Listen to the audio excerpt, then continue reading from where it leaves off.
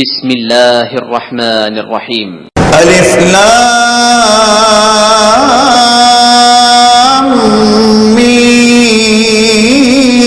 ميم الله لا إله إلا هو الحي القيوم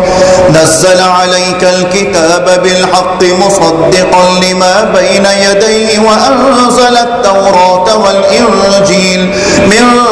قبل هدى للناس وأنزل الفرقان إن الذين كفروا بآيات الله لهم عذاب شديد والله عزيز ذو انتقام إن الله لا يخفى عليه شيء في الأرض ولا في السماء هو الذي يصوركم في الأرحام كيف يشاء لا إله إلا هو العزيز الحكيم هو الذي أنزل عليك الكتاب منه آيات محكمات هن أم الكتاب وأخر متشابهات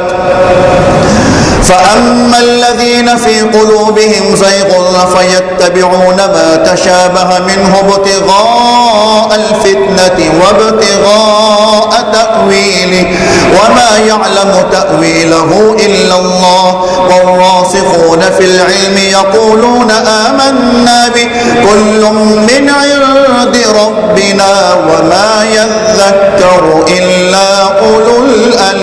الألباب ربنا لا تزغ قلوبنا بعد إذ هديتنا وهب لنا من لدنك رحمة إنك أنت الوهاب ربنا إنك جامع الناس ليوم لا ريب فيه إن الله لا يخلف الميعاد إن الذين كفروا لن تغني عنهم أموالهم ولا أولادهم من الله شيئا وأولئك هم وقود النار كدأب آل فرعون والذين من قبلهم كذبوا بآياتنا فأخذهم الله بذنوبهم والله شديد العقاب قل للذين كفروا ستغلبون وتحشرون إلى جهنم وبئس المهاد قد كان لكم آية في فئتين التقتا فئة تقاتل في سبيل الله وأخرى كافرة يرونهم مثليهم رأي العين والله يؤيد بنصره من يشاء إن في ذلك لعبرة لأولي الأبصار زين للناس حب الشهوات من النساء والبنين والقناطير المقنطرة من الذهب والفضة والخيل المسومة والأنعام والحرث ذلك متاع الحياة الدنيا والله عنده حسن المآب قل أنبئكم بخير من ذلكم للذين اتقوا عند ربهم جنات تجري من تحتها الأنهار خالدين فيها وأزواج مطهرة ورضوان من الله والله بصير بالعباد الذين يقولون ربنا إننا آمنا فاغفر لنا ذنوبنا وقنا عذاب النار الصابرين والصادقين والقانتين والمنفقين والمستغفرين بالأسحار شهد الله أنه لا إله إلا هو والملائكة وأولو العلم قائما بالقسط لا إله إلا هو العزيز الحكيم إن الدين عند الله الإسلام وما اختلف الذين أوتوا الكتاب إلا من بعد ما جاءهم العلم بغيا بينهم ومن يكفر بآيات الله فإن الله سريع الحساب فإن حاجوك فقل أسلمت وجهي لله ومن اتبعن وقل للذين أوتوا الكتاب والأميين أأسلمتم فإن أسلموا فقد اهتدوا وإن تولوا فإنما عليك البلاغ والله بصير بالعباد. إن الذين يكفرون بآيات الله ويقتلون النبيين بغير حق ويقتلون الذين يأمرون بالقسط من الناس فبشرهم بعذاب أليم. أولئك الذين حبطت أعمالهم في الدنيا والآخرة وما لهم من ناصرين. ألم تر إلى الذين أوتوا نصيبا من الكتاب يدعون إلى كتاب الله ليحكم بينهم ثم يتولى فريق منهم وهم معرضون. ذلك بأنهم قالوا لن تمسنا النار إلا أياما معدودات وغرهم في دينهم ما كانوا يفترون. فكيف إذا جمعناهم ليوم لا ريب فيه ووفيت كل نفس ما كسبت وهم لا يظلمون. قل اللهم مالك الملك تؤتي الملك من تشاء وتنزع الملك ممن تشاء وتعز من تشاء وتذل من تشاء بيدك الخير إنك على كل شيء قدير. تولج الليل في النهار وتولج النهار في الليل وتخرج الحي من الميت وتخرج الميت من الحي وترزق من تشاء بغير حساب.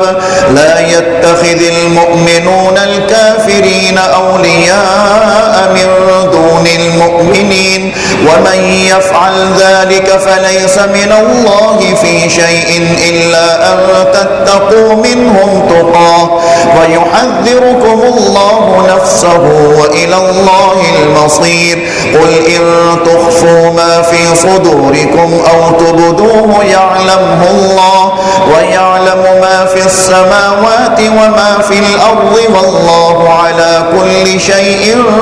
قدير. يوم تجد كل نفس ما عملت من خير محضرا وما عملت من سوء تود لو أن بينها وبينه أمدا بعيدا ويحذركم الله نفسه والله رؤوف بالعباد. قل إن كنتم تحبون الله فاتبعوني يحببكم الله ويغفر لكم ذنوبكم والله غفور رحيم. قل أطيعوا الله والرسول فإن تولوا فإن الله لا يحب الكافرين. إن الله اصطفى آدم ونوحا وآل إبراهيم وآل عمران على العالمين ذرية بعضها من بعض والله سميع عليم. إذ قالت امرأة عمران رب إني نذرت لك ما في بطني محررا فتقبل مني إنك أنت السميع العليم. فلما وضعتها قالت رب إني وضعتها أنثى والله أعلم بما وضعت وليس الذكر كالأنثى وإني سميتها مريم وإني أعيدها بك وذريتها من الشيطان الرجيم. فتقبلها ربها بقبول حسن وأنبتها نباتا حسنا وكفلها زكريا. كلما دخل عليها زكريا المحراب وجد عندها رزقا قال يا مريم مريم أنى لك هذا؟ قالت هو من عند الله إن الله يرزق من يشاء بغير حساب. هنالك دعا زكريا ربه قال رب هب لي من لدنك ذرية طيبة إنك سميع الدعاء. فنادته الملائكة وهو قائم يصلي في المحراب أن الله يبشرك بيحيى مصدقا بكلمة من الله وسيدا وحصورا ونبيا من الصالحين. قال رب أنى يكون لي غلام وقد بلغني الكبر وامرأتي عاقر؟ قال كذلك الله يفعل ما يشاء. قال رب اجعل لي آية. قال آيتك ألا تكلم الناس 3 أيام إلا رمزا واذكر ربك كثيرا وسبح بالعشي والإبكار. وإذ قالت الملائكة يا مريم إن الله اصطفاك وطهرك واصطفاك على نساء العالمين. يا مريم اقنتي لربك واسجدي واركعي مع الراكعين. ذلك من أنباء الغيب نوحيه إليك وما كنت لديهم إذ يلقون أقلامهم أيهم يكفل مريم وما كنت لديهم إذ يختصمون. إذ قالت الملائكة يا مريم إن الله يبشرك بكلمة منه اسمه المسيح عيسى ابن مريم وجيها في الدنيا والآخرة ومن المقربين ويكلم الناس في المهد وكهلا ومن الصالحين. قالت رب أنى يكون لي ولد ولم يمسسني بشر؟ قال كذلك الله يخلق ما يشاء إذا قضى أمرا فإنما يقول له كن فيكون. ويعلمه الكتاب والحكمة والتوراة والإنجيل ورسولا إلى بني إسرائيل أني قد جئتكم بآية من ربكم أني أخلق لكم من الطين كهيئة الطير فأنفخ فيه فيكون طيرا بإذن الله وأبرئ الأكمه والأبرص وأحيي الموتى بإذن الله وأنبئكم بما تأكلون وما تدخرون في بيوتكم إن في ذلك لآية لكم إن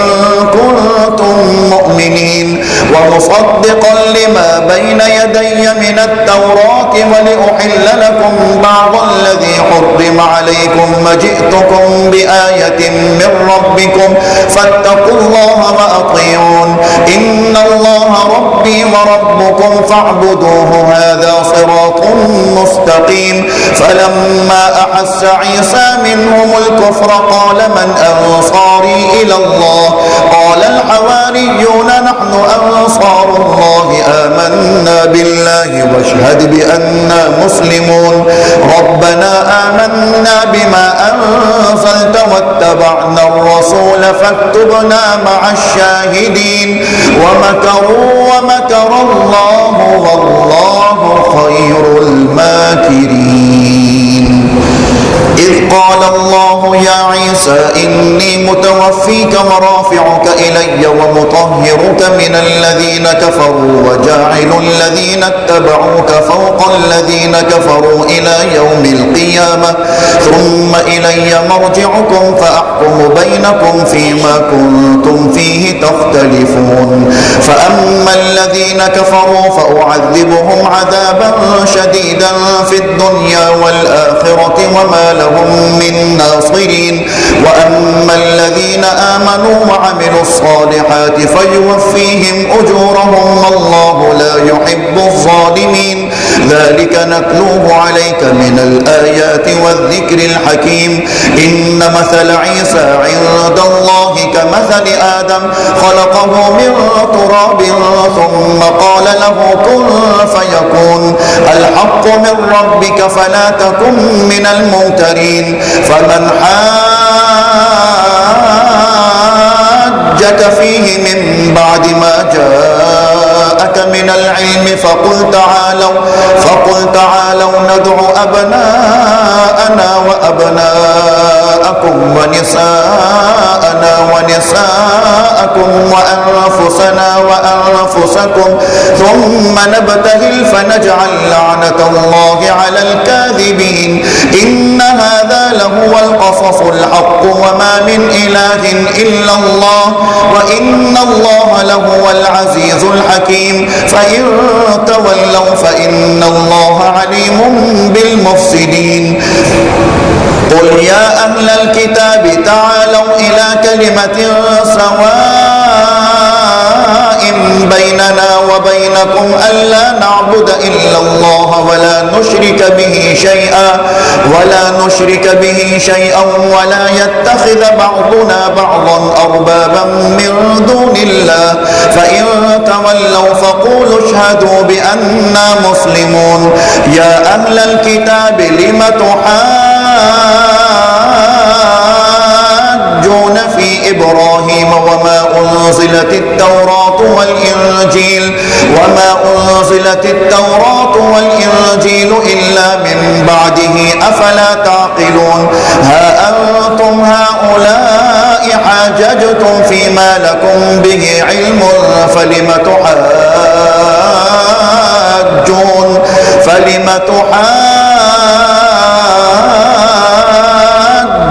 فيما ليس لكم به علم والله يعلم وأنتم لا تعلمون. ما كان إبراهيم يهوديا ولا نصرانيا ولكن كان حنيفا مسلما وما كان من المشركين.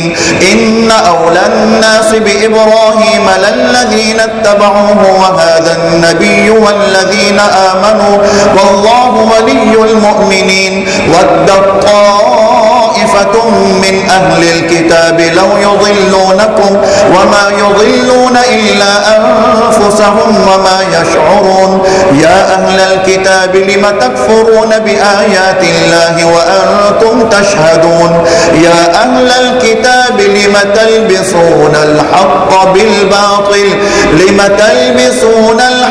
بالباطل وتكتمون الحق وأنتم تعلمون. وقالت طائفة من أهل الكتاب آمنوا بالذي أنزل على الذين آمنوا وجه النهار واكفروا آخره لعلهم يرجعون. ولا تؤمنوا إلا لمن تبع دينكم قل إن الهدى هدى الله أن يؤتى أحد مثل ما أوتيتم أو يحاجوكم عند ربكم قل إن الفضل بيد الله يؤتيه من يشاء والله واسع عليم. يختص برحمته من يشاء والله ذو الفضل العظيم. ومن أهل الكتاب من إن تأمنه بقنطار يؤده إليك ومنهم من إن تأمنه بدينار لا يؤده إليك إلا ما دمت عليه قائما. ذلك بأنهم قالوا ليس علينا في الأميين سبيل ويقولون على الله الكذب وهم يعلمون. بلى من أوفى بعهده واتقى فإن الله يحب المتقين. إن الذين يشترون بعهد الله وأيمانهم ثمنا قليلا أولئك لا خلاق لهم في الآخرة ولا يكلمهم الله ولا ينظر ينظر إليهم يوم القيامة ولا يزكيهم ولهم عذاب أليم وإن منهم لفريقا يلبون ألسنتهم بالكتاب لتحسبوه من الكتاب وما هو من الكتاب ويقولون هو من عند الله وما هو من عند الله ويقولون على الله الكذب وهم يعلمون ما كان لبشر أن يؤتيه الله الكتاب والحكم والنبوة ثم يقول للناس كونوا عبادا لي من دون الله ولكن كونوا ربانيين بما كنتم تعلمون الكتاب وبما كنتم تدرسون ولا يأمركم أن تتخذوا الملائكة والنبيين أربابا أيأمركم بالكفر بعد إذ أنتم مسلمون وإذ أخذ الله ميثاق النبيين لما آتيتكم من كتاب وحكمة ثم جاءكم رسول مصدق لما معكم لتؤمنن به ولتنصرنه قال أأقررتم وأخذتم على ذلكم إصري قالوا أقررنا قال فاشهدوا وأنا معكم من الشاهدين فمن تولى بعد ذلك فأولئك هم الفاسقون أفغير دين الله يبغون وله أسلم من في السماوات والأرض طوعا وكرها وإليه يرجعون قل آمنا بالله وما أنزل علينا وما أنزل على إبراهيم وإسماعيل وإسحاق ويعقوب والأسباط وما أوتي موسى وعيسى والنبيون من ربهم لا نفرق بين أحد منهم ونحن له مسلمون ومن يبتغ غير الإسلام دينا فلن يقبل منه وهو في الآخرة من الخاسرين كيف يهدي الله قوما كفروا بعد إيمانهم وشهدوا أن الرسول حق وجاءهم البينات والله لا يهدي القوم الظالمين أولئك جزاؤهم أن عليهم لعنة الله والملائكة والناس أجمعين خالدين فيها لا يخفف عنهم العذاب ولا هم ينصرون إلا الذين تابوا من بعد ذلك وأصلحوا فإن الله غفور رحيم إن الذين كفروا بعد إيمانهم ثم ازدادوا كفرا لن تقبل توبتهم وأولئك هم الضالون إن الذين كفروا وماتوا وهم كفار فلن يقبل من أحدهم ملء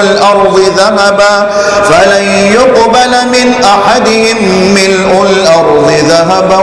ولو افتدى به أولئك لهم عذاب أليم وما لهم من ناصرين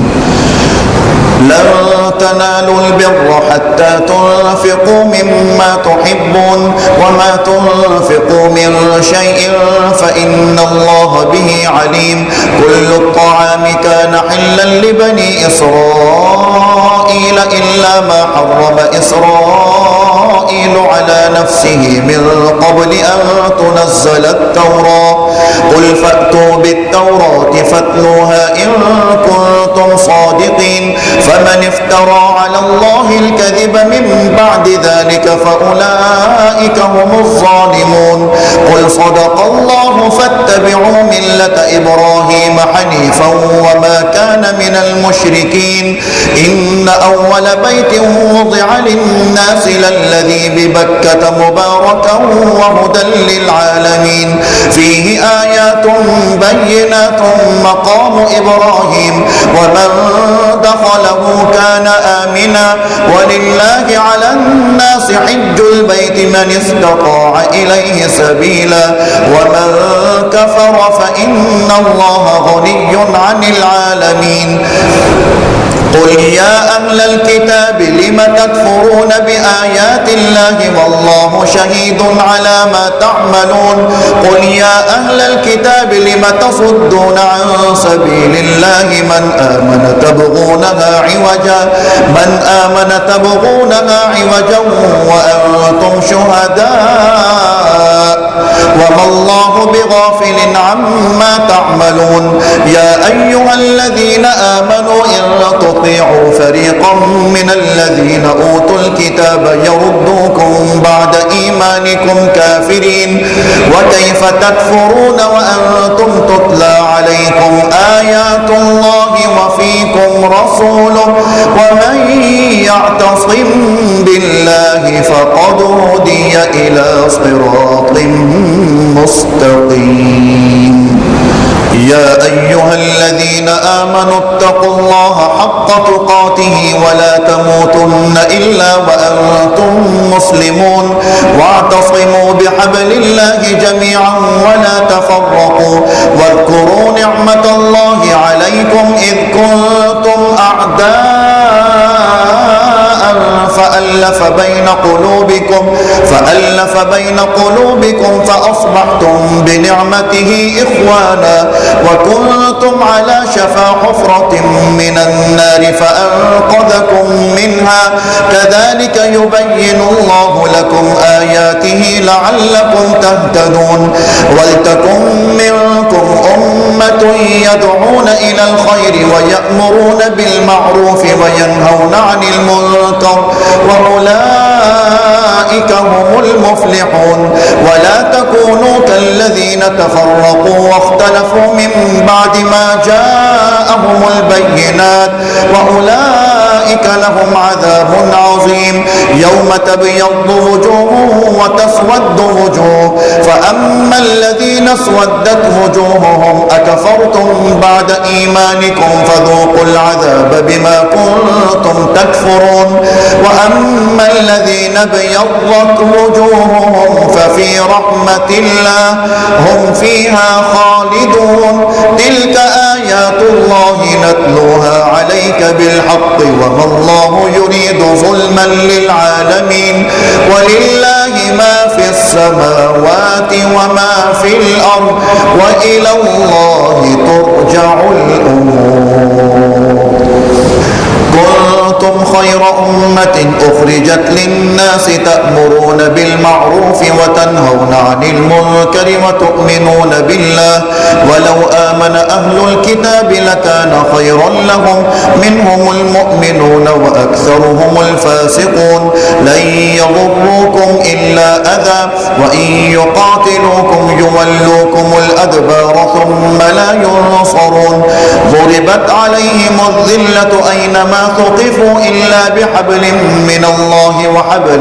من الناس وباءوا بغضب من الله وضربت عليهم المسكنة ذلك بأنهم كانوا يكفرون بآيات الله ويقتلون الأنبياء بغير حق ذلك بما عصوا وكانوا يعتدون ليسوا سواء من أهل الكتاب أمة قائمة يتلون آيات الله آناء الليل وهم يسجدون يؤمنون بالله واليوم الآخر ويأمرون بالمعروف وينهون عن المنكر ويسارعون في الخيرات وأولئك من الصالحين وما يفعلوا من خير فلن يكفروه والله عليم بالمتقين إن الذين كفروا لن تغني عنهم أموالهم ولا أولادهم من الله شيئا وأولئك أولئك أصحاب النار هم فيها خالدون مثل ما ينفقون في هذه الحياة الدنيا كمثل ريح فيها صر أصابت حرث قوم ظلموا أنفسهم فأهلكت وما ظلمهم الله ولكن أنفسهم يظلمون يا أيها الذين آمنوا لا تتخذوا بطانة من دونكم لا يألونكم خبالا ودوا ما عنتم قد بدت البغضاء من أفواههم وما تخفي صدورهم أكبر قد بينا لكم الآيات إن كنتم تعقلون ها أنتم أولئك تحبونهم ولا يحبونكم وتؤمنون بالكتاب كله وإذا لقوكم قالوا آمنا وإذا خلوا عضوا عليكم الأنامل من الغيظ قل موتوا بغيظكم إن الله عليم بذات الصدور إن تمسسكم حسنة تسؤهم وإن تصبكم سيئة يفرحوا بها وإن تصبروا وتتقوا لا يضركم كيدهم شيئا إن الله بما يعملون محيط وإذ غدوت من أهلك تبوئ المؤمنين مقاعد للقتال والله سميع عليم إذ هم الطائفتان منكم أن تفشلا والله وليهما وعلى الله فليتوكل المؤمنون ولقد نصركم الله ببدر وأنتم أذلة فاتقوا الله لعلكم تشكرون إذ تقول للمؤمنين ألن يكفيكم أن يمدكم ربكم ب3,000 من الملائكة منزلين بلى إن تصبروا وتتقوا ويأتوكم من فورهم هذا يمددكم ربكم ب5,000 من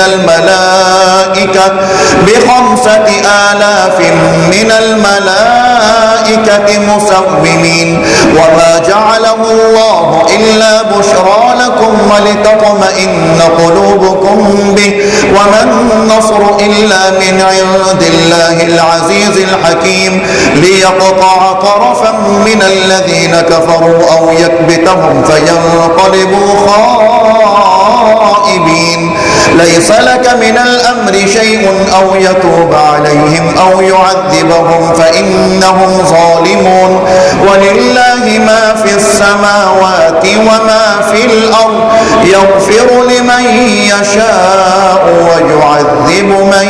يشاء والله غفور رحيم يا أيها الذين آمنوا لا تأكلوا الربا أضعافا مضاعفة واتقوا الله لعلكم تفلحون واتقوا النار التي أعدت للكافرين وأطيعوا الله والرسول لعلكم ترحمون وسارعوا إلى مغفرة من ربكم وجنة عرضها السماوات والأرض أعدت للمتقين الذين ينفقون في السراء والضراء والكاظمين الغيظ والعافين عن الناس والله يحب المحسنين والذين إذا فعلوا فاحشة أو ظلموا أنفسهم ذكروا الله فاستغفروا لذنوبهم ومن يغفر الذنوب إلا الله ولم يصروا على ما فعلوا وهم يعلمون أولئك جزاؤهم مغفرة من ربهم وجنات تجري من تحتها الأنهار وجنات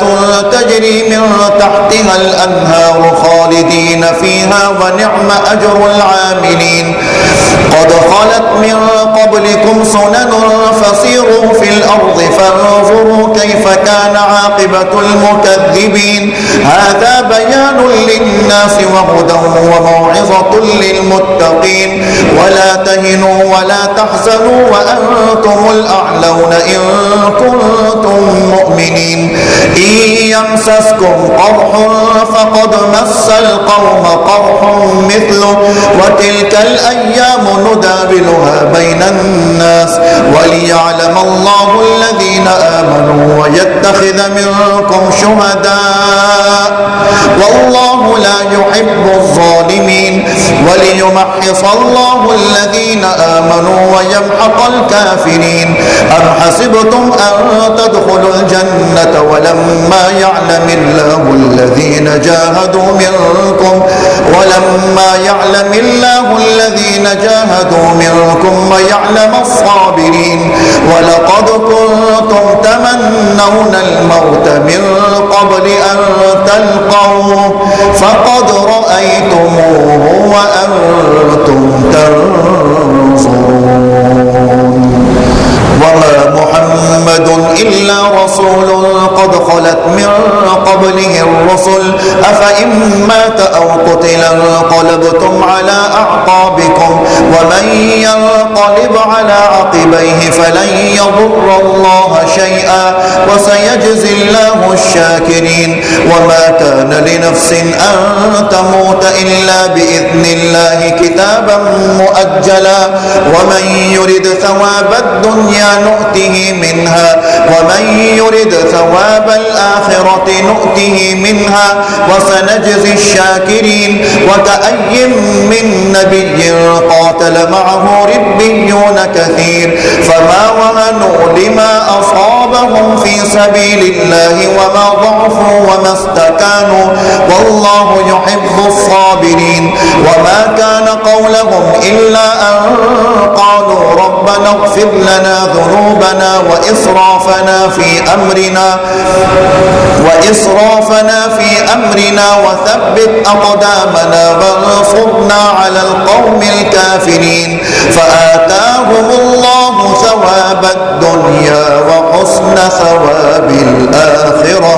والله يحب المحسنين يا أيها الذين آمنوا إن تطيعوا الذين كفروا يردوكم على أعقابكم فتنقلبوا خاسرين بل الله مولاكم وهو خير الناصرين سنلقي في قلوب الذين كفروا الرعب بما أشركوا بالله ما لم ينزل به سلطانا ومأواهم النار وبئس مثوى الظالمين ولقد صدقكم الله وعده إذ تحصونهم بإذنه حتى إذا فشلتم وتنازعتم في الأمر وعصيتم من بعد ما أراكم ما تحبون منكم من يريد الدنيا ومنكم من يريد الآخرة ثم صرفكم عنهم ليبتليكم ولقد عفا عنكم والله ذو فضل على المؤمنين إذ تصعدون ولا تلبون على أحد والرسول يدعوكم في أخراكم فأثابكم غما بغم لكي لا تحزنوا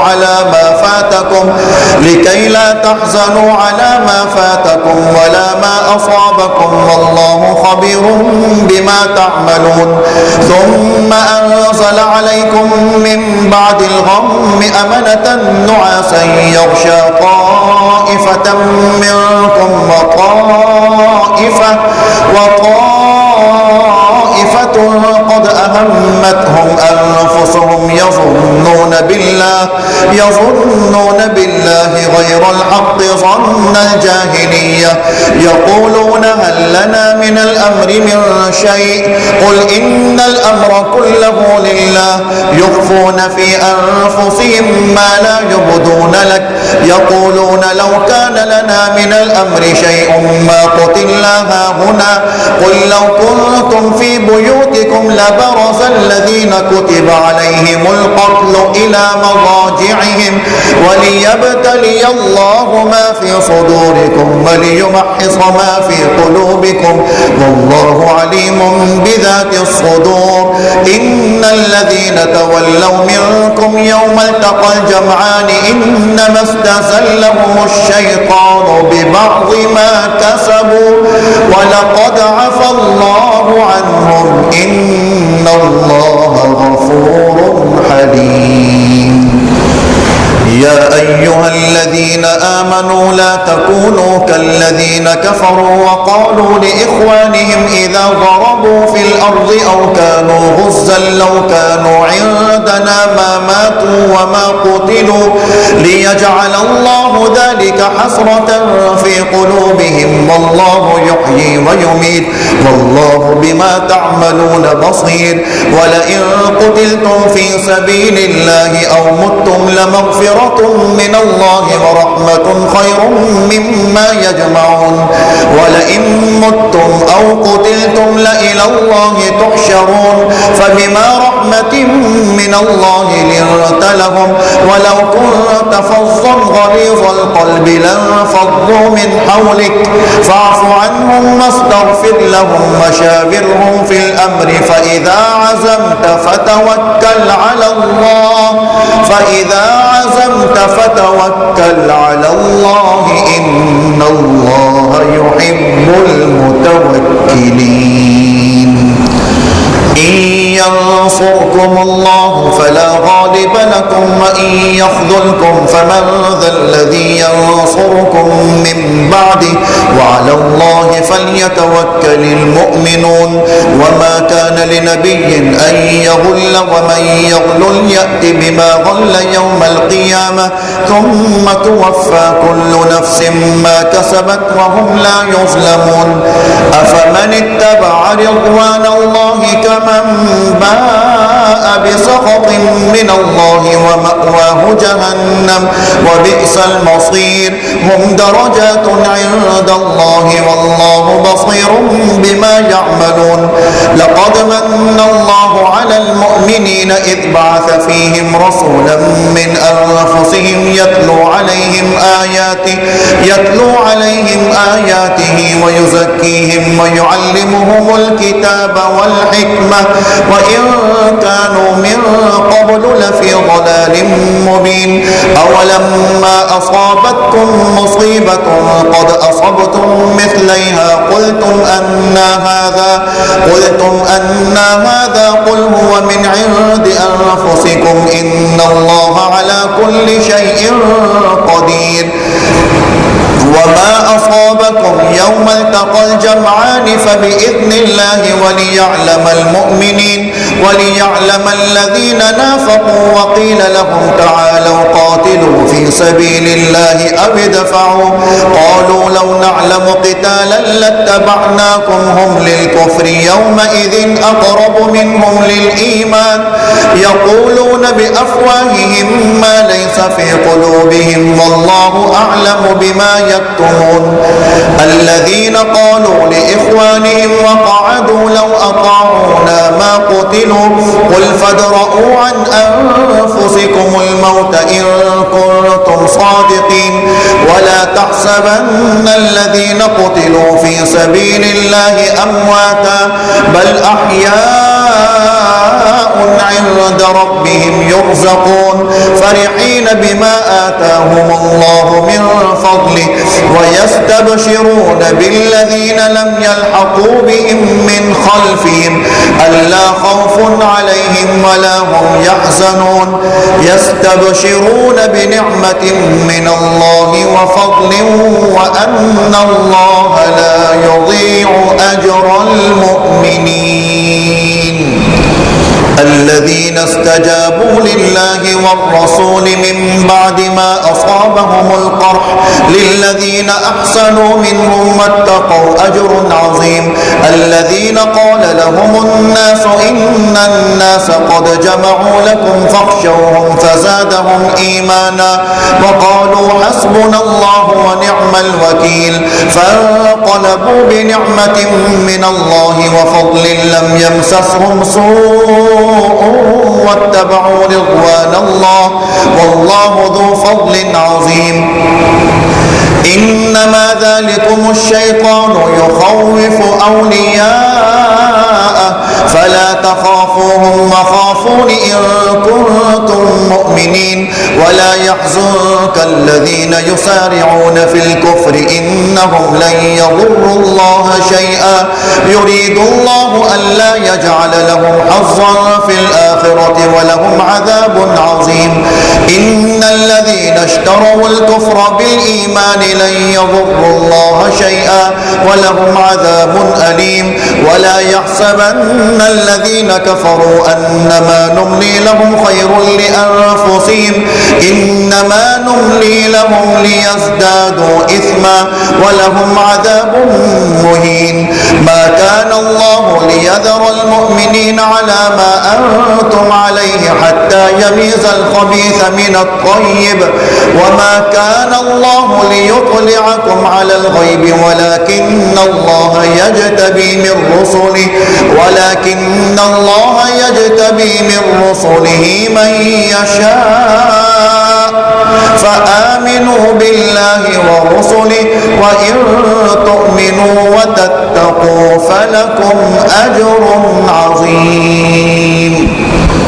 ولا يحسبن الذين يبخلون بما آتاهم الله من فضله هو خيرا لهم بل هو شر لهم سيطوقون ما بخلوا به يوم القيامة ولله ميراث السماوات والأرض والله بما تعملون خبير لقد سمع الله قول الذين قالوا إن الله فقير ونحن أغنياء سنكتب ما قالوا وقتلهم الأنبياء بغير حق ونقول ذوقوا عذاب الحريق ذلك بما قدمت أيديكم وأن الله ليس بظلام للعبيد الذين قالوا إن الله عهد إلينا ألا نؤمن لرسول حتى يأتينا بقربان تأكله النار قل قد جاءكم رسل من قبلي بالبينات وبالذي قلتم فلم قتلتموهم إن كنتم صادقين فإن كذبوك فقد كذب رسل من قبلك جاءوا بالبينات والزبر والكتاب المنير كل نفس ذائقة الموت وإنما توفون أجوركم يوم القيامة فمن زحزح عن النار وأدخل الجنة فقد فاز وما الحياة الدنيا إلا متاع الغرور لتبلغن في أموالكم وأنفسكم ولتسمعن من الذين أوتوا الكتاب من قبلكم ومن الذين أشركوا أذى كثيرا وإن تصبروا وتتقوا فإن ذلك من عزم الأمور وإذ أخذ الله ميثاق الذين أوتوا الكتاب لتبيننه للناس ولا تكتمونه فنبذوه وراء ظهورهم واشتروا به ثمنا قليلا فبئس ما يشترون لا تحسبن الذين يفرحون بما أتوا ويحبون أن يحمدوا بما لم يفعلوا فلا تحسبنهم بمفازة من العذاب ولهم عذاب أليم ولله ملك السماوات والأرض والله على كل شيء قدير إن في خلق السماوات والأرض واختلاف الليل والنهار لآيات لأولي الألباب الذين يذكرون الله قياما وقعودا وعلى جنوبهم ويتفكرون في خلق السماوات والأرض ربنا ما خلقت هذا باطلا سبحانك فقنا عذاب النار ربنا إنك من تدخل النار فقد أخزيته وما للظالمين من أنصار ربنا إننا سمعنا مناديا ينادي للإيمان أن آمنوا بربكم فآمنا ربنا فاغفر لنا ذنوبنا وكفر عنا سيئاتنا وتوفنا مع الأبرار ربنا وآتنا ما وعدتنا على رسلك ولا تخزنا يوم القيامة